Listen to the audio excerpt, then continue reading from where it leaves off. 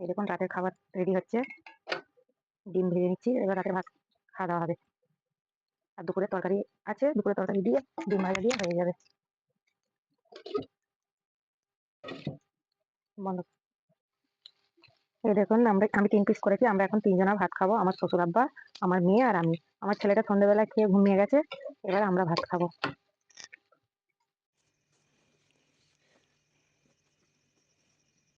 Hello বন্ধুরা, আসসালামু আলাইকুম। আপনারা সবাই কেমন আছেন? আশা করছি আপনারা ভালো আছেন।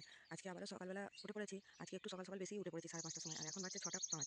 তো আজকে সকাল সকাল উঠেছি এই জন্যই, কারণ আমি একটা জায়গায় যাবো, ওই জন্য সকাল সকাল আজকে উঠেছি। এখন চলে যাবো রান্না করতে, রান্না করে চান টান করে আমি এবার বেরোবো। আপনারা সবাই সাথে থাকুন, দেখতে থাকুন।